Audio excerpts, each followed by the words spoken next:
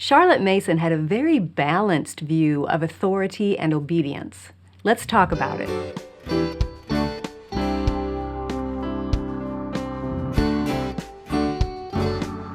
Welcome to the Simply Charlotte Mason podcast. I'm Sonya Schaefer. We've begun a tour looking at the core values that Charlotte Mason educators hold dear. These are the guiding principles upon which Charlotte built her whole educational approach.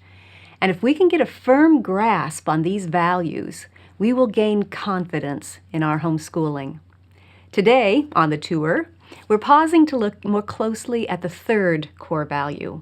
Now, if you haven't yet listened to the episodes on the first two, I encourage you to do that in order to gain the full picture. So far, we've looked at children are born persons, not just empty containers or blank slates, but whole persons. And so we treat them as whole persons and educate the whole person. We've also discussed how children have possibilities. They are not doomed by any inherited tendencies or faults of character. We can help them cultivate good character traits and minimize or avoid evil ones. There is hope for change. Now, the third core value shines the spotlight on a relationship that's necessary if we are to treat children as persons and help them cultivate what is good in their lives. That vital relationship is between authority on the one hand and obedience on the other. If we can fully understand this necessary relationship, we will have a solid foundation on which to build our children's educations. An attitude of obedience, or docility, as Charlotte also called it, is necessary for education to take place. Docility conveys the idea of being teachable. It accepts instruction, whereas a rebellious spirit rejects instruction. The book of Proverbs tells us that over and over. Hear instruction and be wise, and do not neglect it. A wise son hears his father's instruction, but a scoffer does not listen to rebuke. Listen to advice and accept instruction, that you may gain wisdom in the future.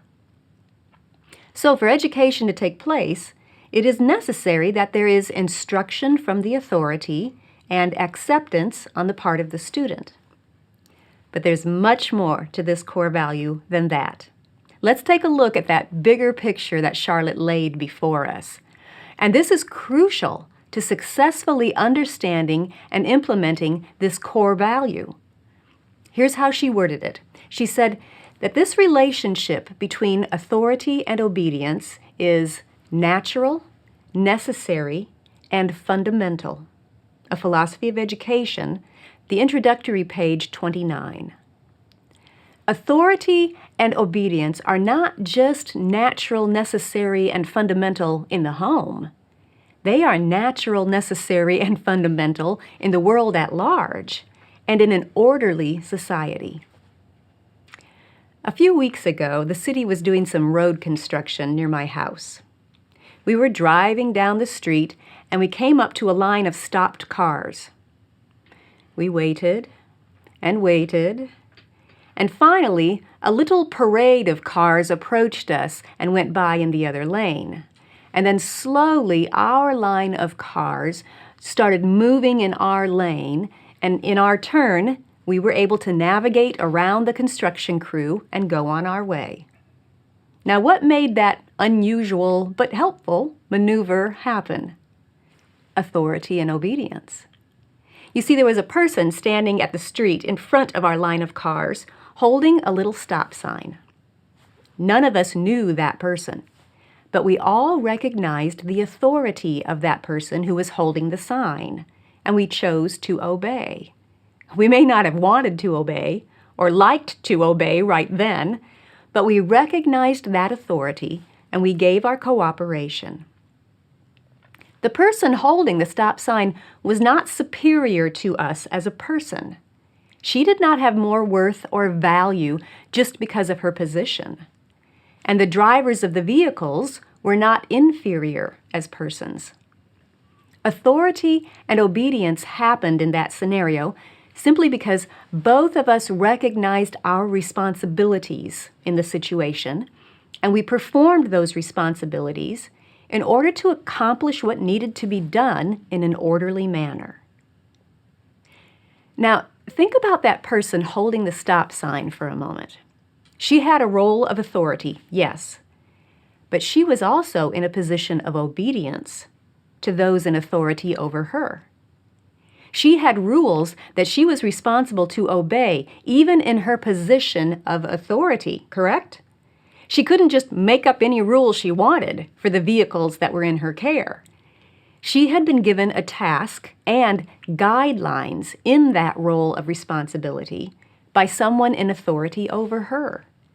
So even as she was acting in authority, she was also acting in obedience to a higher authority. Now that's a key concept in this core value. As parents, we are in a position of authority in our homes, but that authority has been given to us by God, a higher authority. And we are responsible to obey His authority in the situation in which He has placed us. So when we talk about authority and obedience, that two-sided relationship applies to us as parents, not just to the parent-child dynamic. Does that make sense? We are responsible to obey the authority over us, even as we live out a role of authority in our homes. Just as that construction worker was responsible to obey the authority over her, as she exercised authority over us vehicle drivers. It's so important that we understand this bigger picture, and vastly important that our children understand it. It's so easy for them to think that as the authority in the home, we adults get to make any rules we want to, and do anything we want to, and make them do anything we want them to. But if we are to truly grasp this core value, that picture of total dictatorship has no place in our homes. The truth is that as parents, we are under God's authority and are responsible to obey His directives in our lives and in our homes. He has placed us in authority within our homes in order to care for the children He has given to us, to point them to Him, and to see that His loving laws are communicated and carried out to the next generation. We have a responsibility to obey Him in that directive, just as our children have a responsibility to obey us. The other week in school, I had just finished reading aloud the Bible story about when Saul became king and Samuel challenged him to obey God's rules or laws. I closed the book and waited for my daughter to begin her narration. Well, she looked at me for a moment, and then she said, "You don't follow the rules." My heart skipped a beat. What? What mistake had I made now that my daughter had noticed? So with fear and trembling, I asked, "What do you mean I don't follow the rules?" And she replied, "You make the rules." There it is. That's exactly what Charlotte Mason was talking about. It's a common misconception among children that we need to be alert to and counteract. From a child's viewpoint, adults get to make any rules they want to, and they don't have to obey any of them. From their perspective, adults get different bedtimes, get to make all the decisions about money, get to choose what to do when, and what to eat when. See, in their minds, adults get to, while children have to. That's a misconception that we need to counter and correct. Our children need to understand that as adults, we have to do a lot of things. We are under authority as well. So I said to my daughter, "I have rules from God that I have to obey too." "Like what?" she asked. I mentioned a few from our scripture passages in our scripture memory box, like teaching her about God's Word and being kind and taking care of our bodies as a temple of God. It was quite a discussion. Well, it probably took less than 5 minutes. But this is my daughter who struggles with autism, developmental delays, and especially verbal communication. So the fact that we even had this conversation at all was a precious gift. I was so grateful that she was able to communicate those thoughts that she had in her mind about authority and obedience. And your child has those thoughts too. We need to make sure that we are communicating the truth of this core value, that we've been assigned a role of authority in our homes, and we are responsible to obey God who has given us that assignment, just as our children are responsible to obey. Both authority and obedience are natural, necessary, and fundamental. Now, as we think about this authority and obedience assignment that we've been given, a couple of applications come to mind.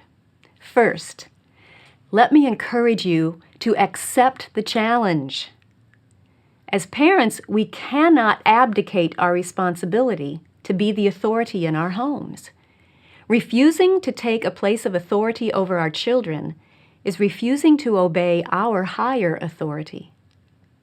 Now, most of us wouldn't outright make a conscious decision to give up our role of authority in the home, but sometimes we loosen our dedication to it, little by little, as we get focused on other things in life. We can get so busy doing other things that we neglect the responsibility. Or perhaps we just get weary of being the grown-up, of making unpopular decisions, and of carrying that authority. We would much rather set it down and make life easier on ourselves. Charlotte recognized the many temptations that parents have to relinquish their role of authority. Here's how she described them. The busy parent, occupied with many cares, awakes to find the authority he has failed to wield has dropped out of his hands. Perhaps has been picked up by others less fit, and a daughter is given over to the charge of a neighboring family while father and mother hunt for rare prints. In other cases, the love of an easy life tempts parents to let things take their course. The children are good children and won't go far wrong, we are told, and very likely it is true. But however good the children be, the parents owe it to society to make them better than they are, and to bless the world with people not merely good-natured and well-disposed, but good of set purpose and endeavor.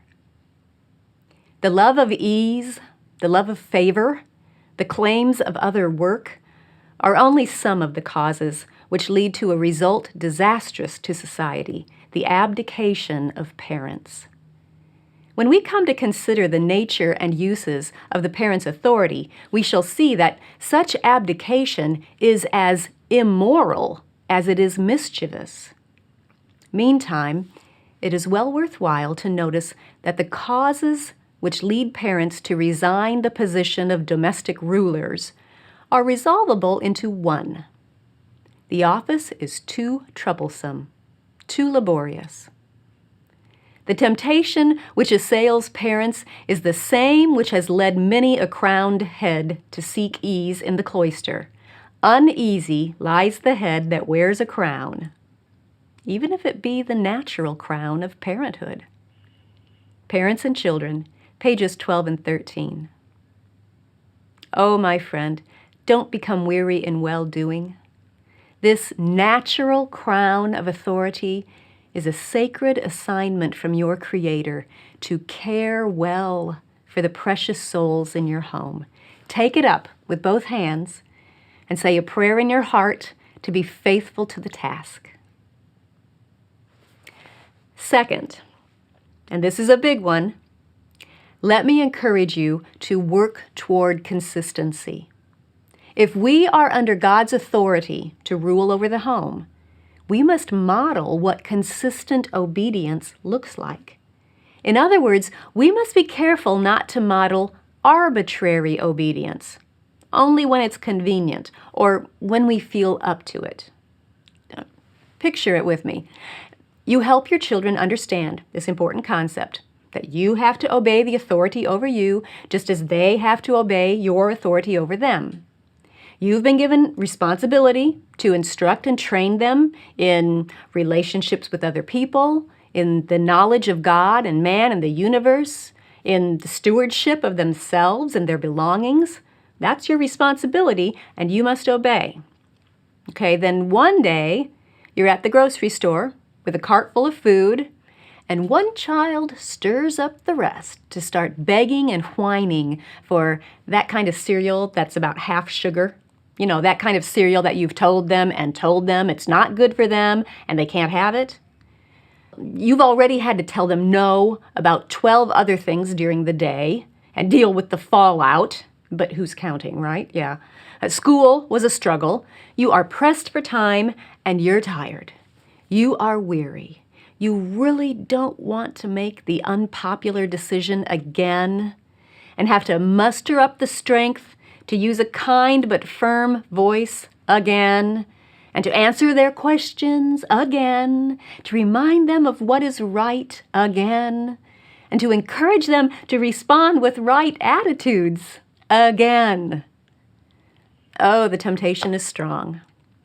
But my friend, whenever we give in and take the easy way out, doing only what is right when we feel up to it, we are sabotaging our own work with our children. We are setting an example of arbitrary obedience.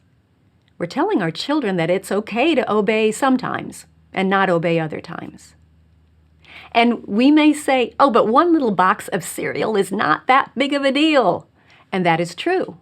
There may be little harm in the result of your decision, but there's a bigger harm in the fact that you altered your course, that you allowed yourself to do what you felt like doing instead of what you knew was right. Being able to do what you know is right brings liberty. Doing the hard thing brings freedom because you are no longer a slave to your desires and emotions in the moment.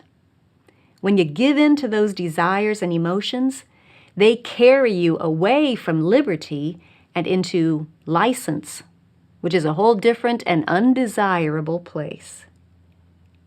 Here's how Charlotte explained it.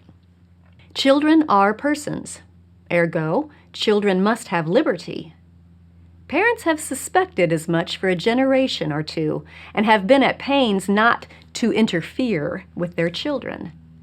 But our loose habits of thinking come in our way, and in the very act of giving their freedom to children, we impose fetters which will keep them enslaved all their lives. And that is because we confound liberty and license and do not perceive that the two cannot coexist. The child who has learned that by persistent demands he can get leave to do what he will and have what he likes, whether he do so by means of stormy outcries or by his bewitching wielding ways, becomes the most pitiable of all slaves, the slave to chance desires. The first duty of parents is to teach children the meaning of must. And the reason why some persons in authority fail to obtain prompt and cheerful obedience from their children is that they do not recognize must in their own lives. They allow themselves to do what they choose. There may be little harm in what they do. The harm is that they feel free to allow themselves. The parent, the mother especially, who holds that her children's rule of life must be, children, obey your parents, for it is right, certainly secures obedience, as she secures personal cleanliness or proper habits at table, because she has a strong sense of the importance of these things. As her reward, she gains for her child the liberty of a free man who is not under bondage to his own willfulness or victim of his own chance desires. The Story of Charlotte Mason, pages 225 through 227. If we want our children to grow in making good decisions and to be able to do what is right even when it is hard, we must model that consistency for them. Will we do it perfectly? No. We're human too. But with the Lord's help, we can keep trying and growing in making good decisions ourselves too. Now, one more application comes to mind, and that is that we must not abuse this position of authority that we've been given. There are many ways that we can abuse our authority in the home, but that's a broad topic, and it is actually the next core value. The principles of authority and obedience are limited by the respect that is due to the child as a person. So we'll look at those limitations that we need to keep in mind in our next core values episode. If you want to read ahead, take a look at Chapter 5 in A Philosophy of Education. In fact, you'll find chapters in that book that correspond to all of the core values we're discussing in this series. So if you want to dig deeper, read A Philosophy of Education. Thanks for joining me. If you haven't yet subscribed, do that now so you don't miss any of our discussions. I really enjoy our times together. See you next time.